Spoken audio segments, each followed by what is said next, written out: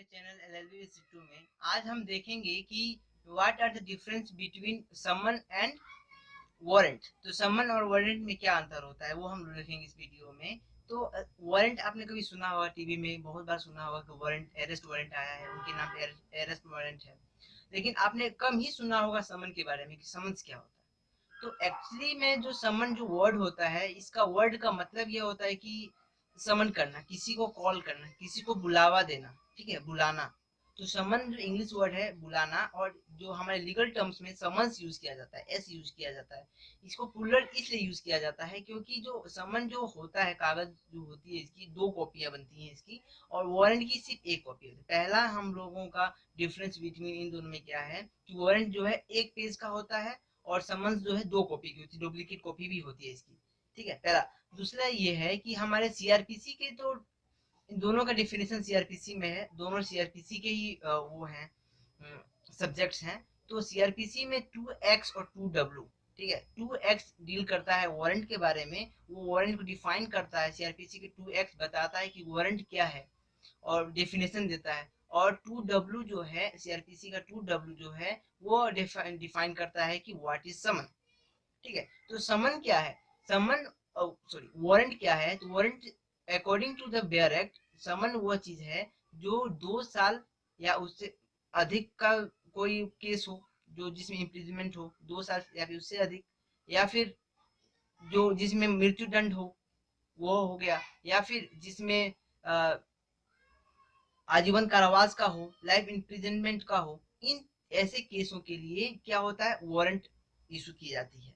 किसी भी व्यक्ति को वारंट कब इशू किया जाता है, जब उसका अपराध जो है मृत्यु दंड का हो, या फिर उसका अपराध लाइफ इम्प्रिजनमेंट का हो, आजीवन कारावास का हो, या फिर 2 साल से अधिक का कोई भी केस हो जिसमें उसको इम्प्रिजनमेंट दिया जाए। उन केसों को, उन केसों के बारे में और उन चीजों को वारंट के थ्रू बोला जाता है, ठीक है। और वही समन जो है वो कंप्लेंट के हिसाब से होता है। 50 रुपए या फिर उससे अधिक का कोई भी केसेस हो, कोई भी कंप्लेंट हो, उसमें समन बुलाया जाता है, ठीक है। समन आप किसी को भी बुला सकते हैं। समन जो है उस व्यक्ति को डायरेक्ट ही बुलाया जाता है जिस व्यक्ति से काम हो, और या फिर उस व्यक्ति के डॉक्यूमेंट को डायरेक्ट मंगवाया जाता है। लेकिन जो ये वारंट जो होता है वो इशू किया जाता है एक पर्सन को, जो कोर्ट है उस एक पर्सन को बोलता है कि तुम जा करके उसको लेकर के आओ। उस व्यक्ति को जिसके नाम पे अपराध है, या फिर जो कैदी है, जो मुजरिम है या फिर सस्पेक्ट है, उसको लाने के लिए ऑर्डर दिया जाता है पुलिस कर्मी को, ठीक है। तो इसमें क्या है कि समन क्या है, वो डायरेक्टली बुलाया जाता है, आपके घर को आपको नोटिस भेज दिया जाता है। और वारंट जो है वो किसी व्यक्ति के थ्रू उस आदमी को कोर्ट में पेश होने के लिए कहा जाता है। ये अंतर होता है इन दोनों में, समन में और वारंट में।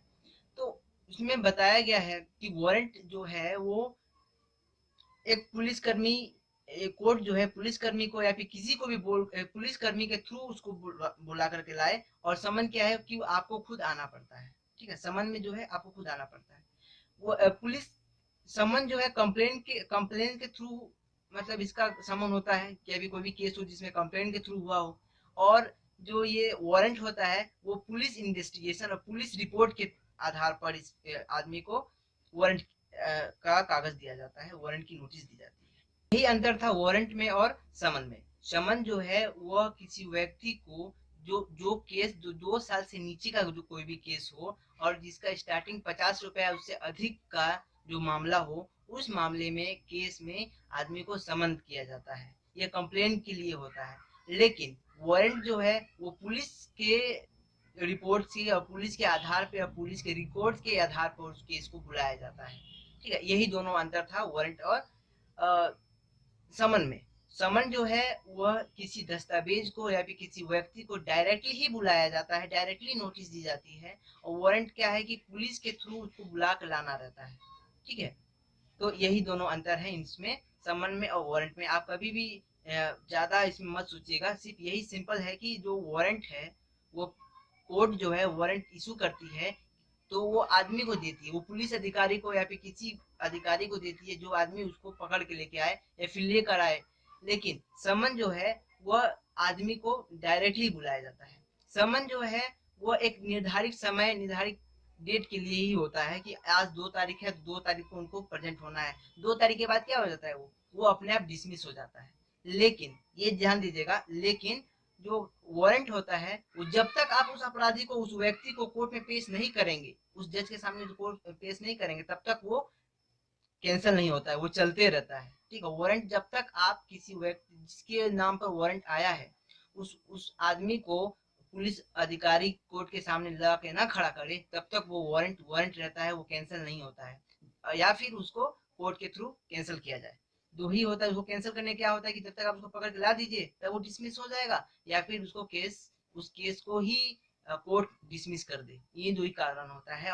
और समन में क्या होता है कि उस व्यक्ति को खुद आना रहता है और डेट और टाइम फिक्स रहता है, 30 तारीख को आपको पहुंचना है कोर्ट में, एनी हाउ आपको पहुंचना है। ठीक है, यही दोनों अंतर होते हैं। बहुत ही आसान है, बहुत ही सिंपल है। ये 7-8 मिनट का वीडियो आप एक बार जरूर देखिएगा, कान में ईयरफोन लगा कर दोबारा एक बार और देख लीजिएगा और नोट्स कर लीजिएगा। नोट्स, सिर्फ पॉइंट्स नोट्स करने हैं, क्योंकि आप तो ऑलरेडी ग्रेजुएट हैं। आप ऑलरेडी ग्रेजुएट हैं, आपको जरूरत नहीं है कि क्या लिखवाया जा रहा है, क्या लेक्चर है। क्योंकि हम लोग भी जब ग्रेजुएट हो गए थे, हम लोग भी सोचते थे यही चीज कि नहीं हम लोगों को लिखना चाहिए, लेकिन हम लोगों ने जब एलएलबी कर लिया, हम लोग को पता चला कि सब समय हम लोग को समझा दिया। तो आपको मैं पहले समझा दे रहा हूँ, समय को मत समझिए, आप पहले समझ लीजिए कि कोई भी चीज का टॉपिक और सिर्फ नोटिस, जो जो टॉपिक है उसको सिर्फ नोट्स कर लीजिए। नोट्स कर लेंगे तभी आपका काम आ जाएगा, क्योंकि इसमें लिखवाने की दो लाइन की लिखवाने की कोई जरूरत है नहीं, आप क्लास 5-6 में तो पढ़ नहीं रहे हैं। तो इसीलिए आप इसको आराम से नोट्स कर लीजिए, जो पॉइंट्स हैं। जैसे कि दो इसमें नाम, पहला चीज हम लोग क्या देखे कि ये सीआरपीसी में रिलेटेड है। सीआरपीसी में 2X और 2W में इन दोनों का नाम जिक्र हुआ है, आप फिर वीडियो में जाके देखिएगा।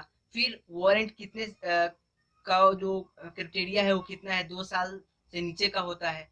फिर वही जो वारंट है उसका 2 साल से लेकर के लाइफ इम्प्रिजनमेंट तक के बीच का कोई भी केसेस को वारंट किया जाता है। ठीक है, वो अरेस्ट वारंट का जो रिकॉर्ड मिलता है। लेकिन देखिएगा, कोई भी जो लीगल नोटिस होता है उसको वैलिड कब माना जाता है, वो वैलिड कब होगा, जब वो रिटर्न फॉर्म में होगा, जब वहां पे सील होंगे, सील के साथ मुद्रा कहते हैं हिंदी में, तो कोर्ट के सील के साथ सिग्नेचर होना चाहिए। दूसरा चीज, जो हमारा समन है वो 2 कॉपी में होना चाहिए और हमारा वारंट है वो एक ही कॉपी में होता है। ठीक है, और वारंट में क्या है कि जिस व्यक्ति को अरेस्ट करना है उस व्यक्ति के बारे में हर चीज दिया जाना चाहिए। एटलीस्ट वहाँ एज, उसके फेस में कटिंग जो भी हो, जो आइडेंटिटीज हो, सब लिखे रहने चाहिए। और जिस व्यक्ति के थ्रू जा रहा है उस पुलिस अधिकारी के नाम भी उसमें लिखा होना चाहिए। यही सब तो था, छोटा सा था ये टॉपिक, लेकिन बहुत ही इंपॉर्टेंट टॉपिक था कि वारंट और समन में क्या अंतर होता है। दोनों का मतलब बुलावा देना होता है, बुलावा ही देना होता है, लेकिन दोनों में अंतर अलग होता है। एक सीधा बुलावा देना होता है, एक पकड़ के लाने का ऑर्डर होता है। बस यही हमारे वीडियो में था। आप इस वीडियो को दोबारा देख लीजिएगा और देखने के बाद अपना फीडबैक जरूर दीजिएगा। तब तक के लिए आप हमको अलविदा दीजिए। जय हिंद, जय भारत।